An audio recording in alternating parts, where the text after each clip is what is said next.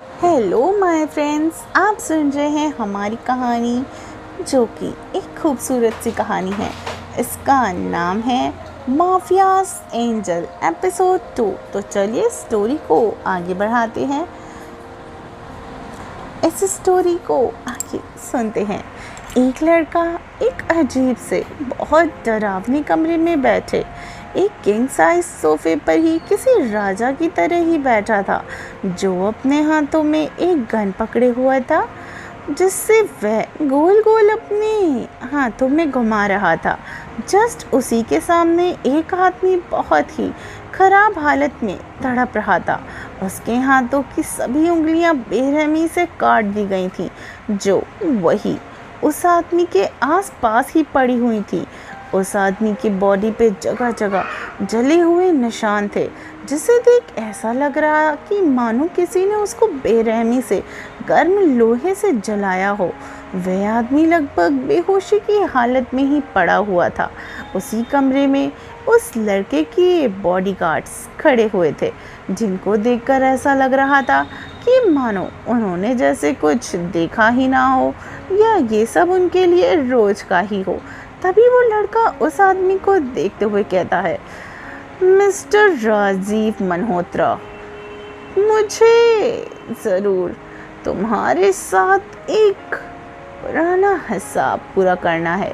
तुम्हें ही मेरे साथ काम करने से पहले सब कुछ पहले से ही पता होगा कि आरविश चौहान को धोखेबाजों से और धोखा करके भाग जाने वालों से सख्त नफरत है, और तुमने तो मुझे धोखा देके भागने का काम किया। तभी वह आदमी डर से कांपते हुए बोलता है, नहीं नहीं आरविश, प्लीज़ प्लीज़ मुझे छोड़ दो, प्लीज़ मुझे बख्श दो आरविश। तभी वह लड़का किसी राक्षस की तरह हंसते हुए बोलता है, आरविश चौहान कभी किसी धोखेबाज को जिंदा नहीं रखता और ना ही कभी भागने वालों को मारता है। तुम यहाँ जिंदा तो रहोगे, पर मौत से बदतर तुम सिर्फ हमारे लिए जिंदा रहोगे, पर दुनिया के लिए मरे हुए। तभी वह आदमी डरते हुए बोलता है, नहीं नहीं आरविश, तुम मुझे मार दो, तुम मुझे पर मुझे प्लीज़ इस तरह मौत से भी बदतर सजा मत दो आरविश। और वो आदमी उस लड़के के सामने गिड़गिड़ाने लगा। तभी उस लड़के का असिस्टेंट, जो कि उसके बाजू में खड़ा था, वह वहीं खड़े बॉडीगार्ड्स को देखते हुए बोलते हुए कहता है, जाओ इसे लेकर। उसके बाद उसके बॉडीगार्ड्स उस आदमी को वहाँ से ले गए। वो आदमी चिल्ला रहा था, मानो किसी भी वक्त उसकी ज़ुबान काट दी जाए। तभी वह लड़का अपने असिस्टेंट को देखते हुए बोलता है, कुछ पता चला?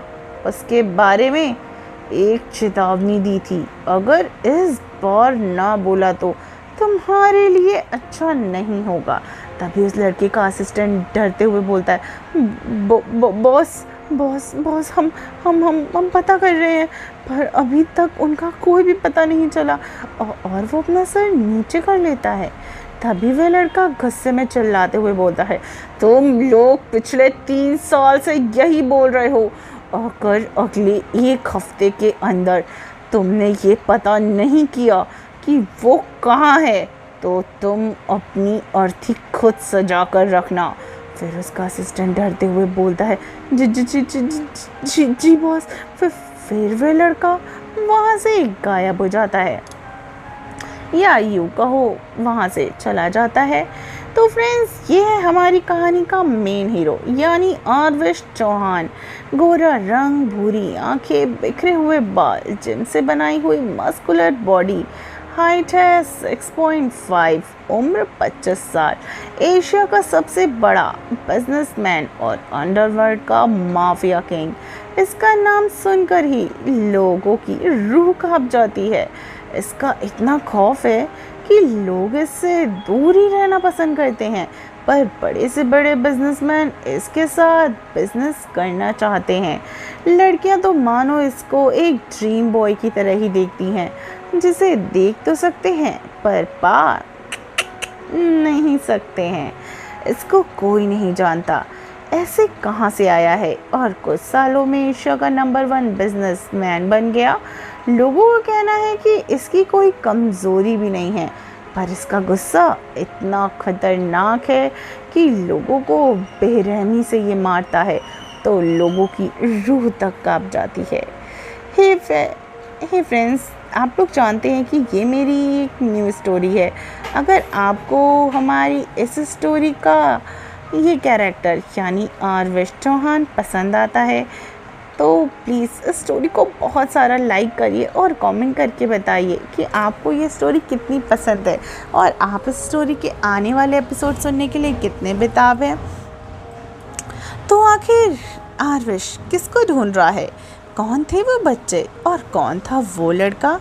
जानने के लिए थोड़ा सा वेट कीजिए और सुनते रहिए हमारी ये प्यारी सी कहानी माफियाज एंजल सिर्फ टिनी FM जान के साथ।